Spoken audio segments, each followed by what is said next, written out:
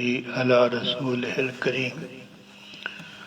أما بعد فأعوذ بالله من الشيطان الرجيم بسم الله الرحمن الرحيم وعن عبد الله بن عمرو رضي الله تعالى عنه قال قال رسول الله صلى الله تعالى عليه وسلم لا تركب البحر إلا حاجا أو معتمرا أو غازيا في سبيل الله فإن تحت البحر نارا وتحت النار بحرا رواہ ابو داود۔ حضرت عبداللہ بن عمر رضی اللہ تعالی عنہ سے مروی ہے، فرماتے ہیں حضور صلی اللہ علیہ وسلم نے ارشاد فرمایا سمندر کا سفر نہ کرو سوائے تین صورتوں کے، یا تو حج پہ جانا ہو تو سمندر کا سفر کرو، عمرے پر جانا ہو تو سمندر کا سفر کرو، یا جہاد میں شریک ہونا ہو تو اللہ تعالیٰ کے راستے میں جہاد میں شریک ہونا ہو تو پھر بھی سمندر کا سفر کرو،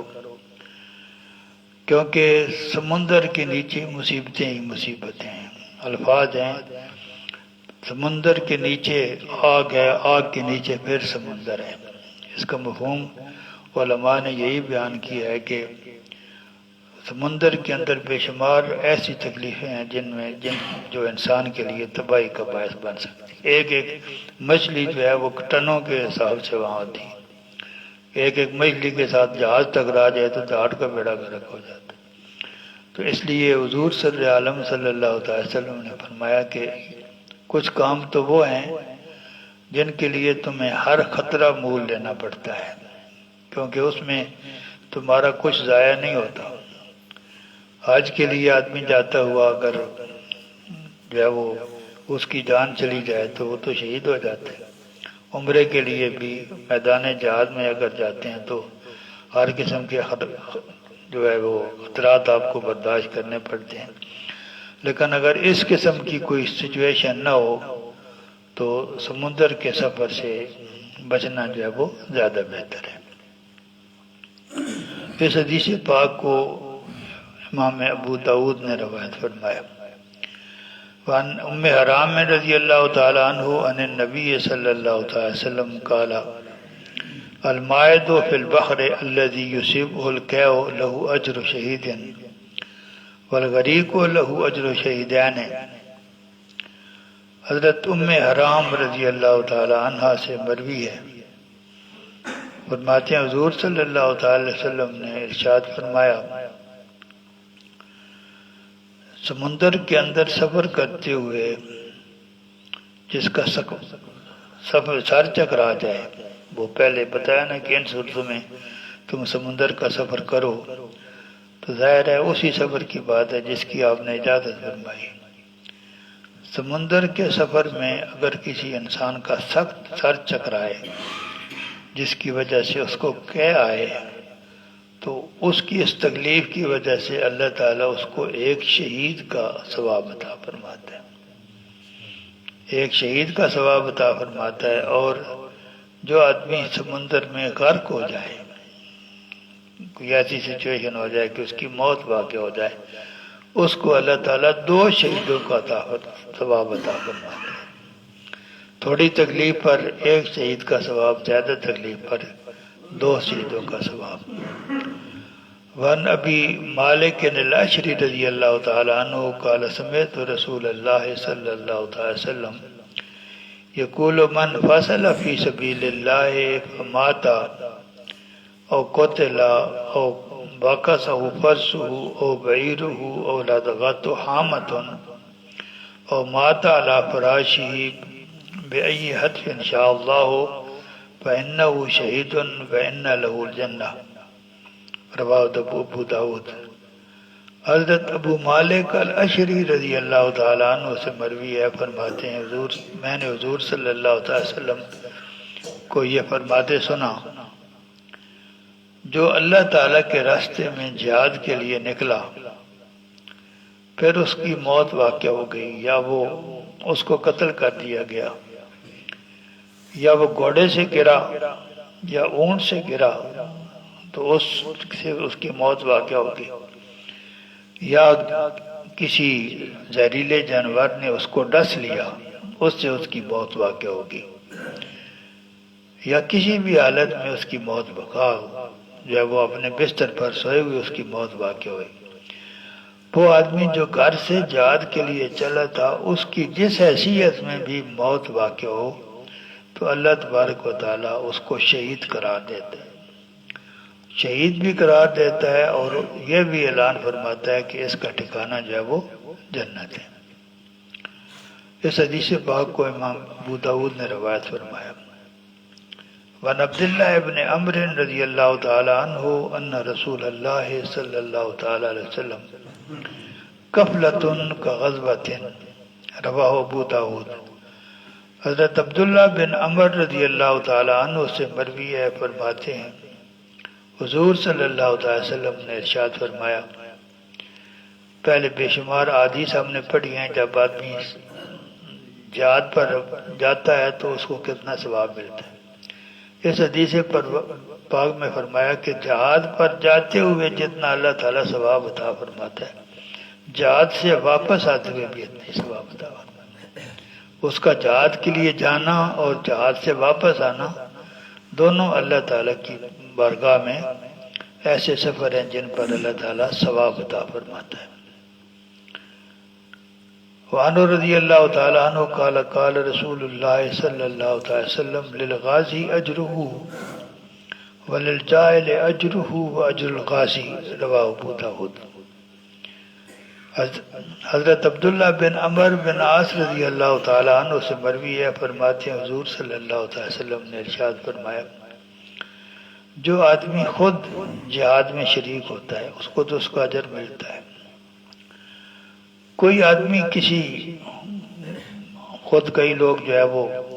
صحت کی وجہ سے یا بیماری وغیرہ کی وجہ سے جہاد میں شریک نہیں ہو سکتے تو وہ کسی دوسرے آدمی کے سارے اخراجات برداشت کرتے ہیں اور اس کو تیار کرتے ہیں کہ وہ جہاد میں شریک ہو، اس کو جائل کہتے ہیں۔ تو جو آدمی کسی دوسرے آدمی کو جہاد میں شرکت کرنے کے لیے اس کی کفالت کرتا ہے، اس کے سارے اخراجات برداشت کرتا ہے، تو اس کو اللہ تبارک و تعالی جہاد کا بھی ثواب عطا فرماتا ہے اور دوسرے آدمی کو جہاد پر بھیجنے کا بھی ثواب، دوہرا ثواب عطا فرماتا ہے۔ وعن ابی ایوب رضی اللہ تعالی عنہ سمع النبی صلی اللہ تعالی وسلم یقول ستفتح علیکم الامصار وستکون جنود مجندۃ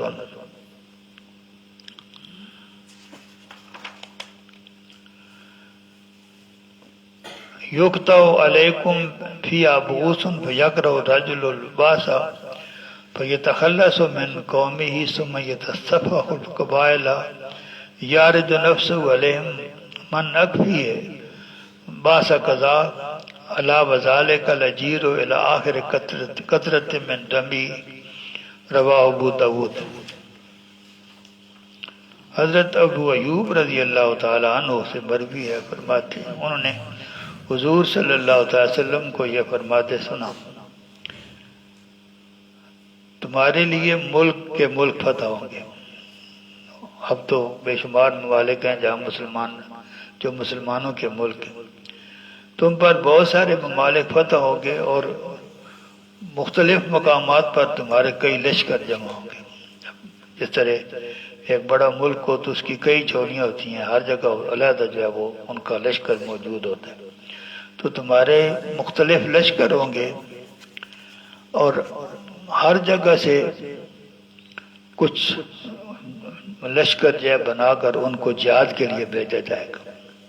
وہ ضروری ہے، اگر جہاد مسلمان نہ کریں تو ہر طرف تمال الکفر ملت واحدہ، کفر ایک ہی ملت ہے، وہ مسلمانوں کو تکلیف پہنچانے کی ہر وقت کوشش کریں گے، تو ان کے خلاف اپنے دفاع کے لیے مسلمانوں کو ہر وقت چوکنا رہنا پڑتا ہے۔ تو فرمایا کہ ادھر ادھر مختلف مہمات روانہ کی جائیں گی۔ کوئی ایسا آدمی ہوگا جو، کیونکہ مسلمانوں کی تاریخ میں جو لوگ جہاد پہ جاتے رہے ہیں ان کے لیے پہلے کوئی تنخواہ مقرر نہیں ہوتی تھی،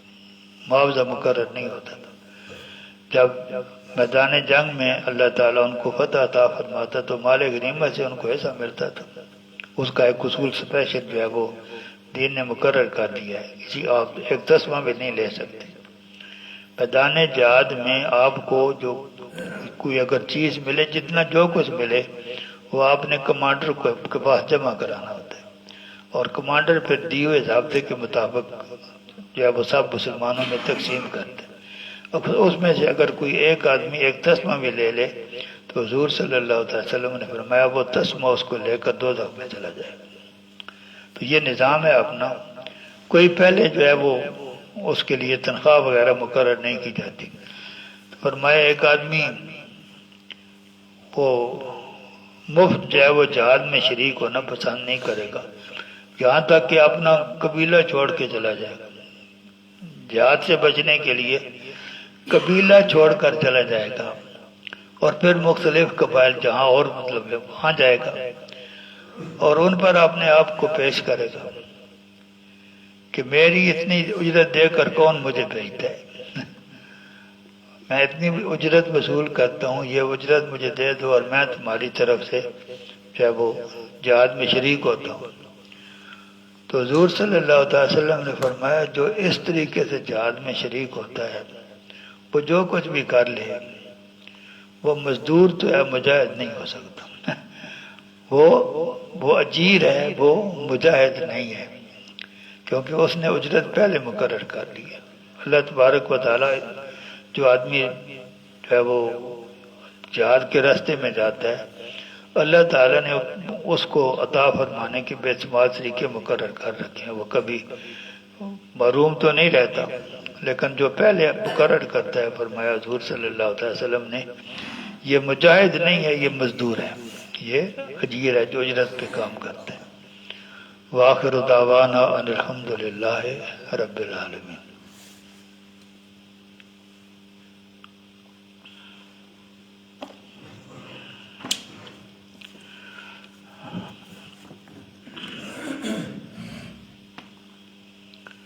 سجدہ تلاوت۔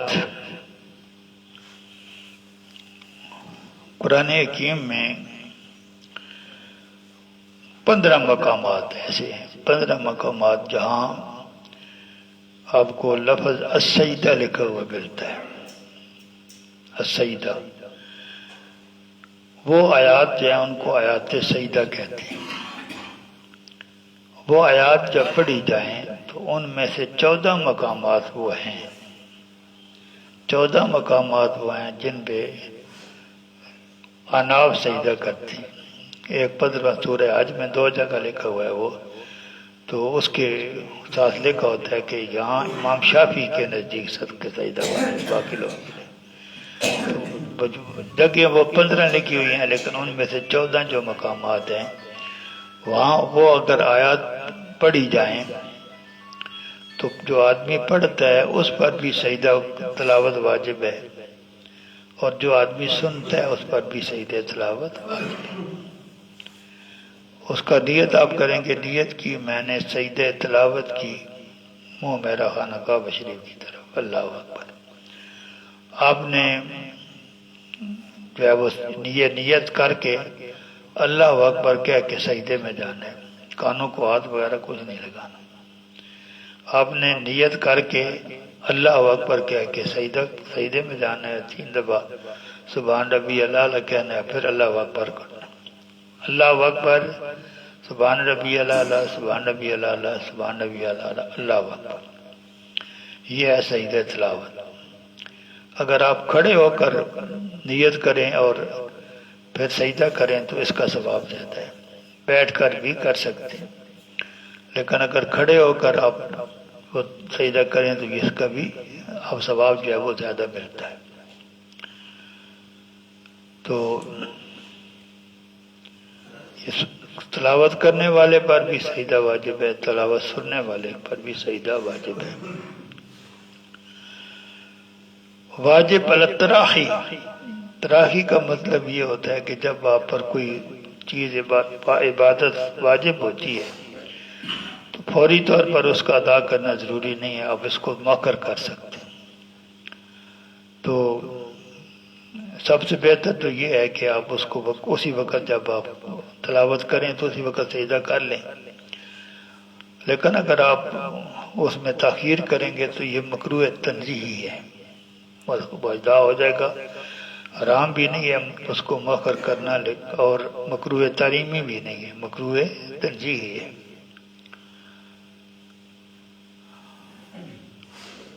اگر آیت سجدہ جو ہے وہ نماز کے اندر تلاوت کی جائے تو اس کا سجدہ نماز کے اندر ہی ہوتا ہے۔ نماز پڑھتے ہوئے آپ نے آیت سجدہ تلاوت کی تو یہ سجدہ نماز کے بعد نہیں ہو سکتا، یہ نماز کے اندر ہی ہوگا۔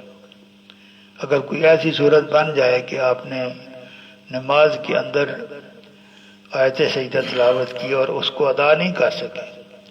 تو یہ سجدہ پھر کسی اور نماز میں جب آپ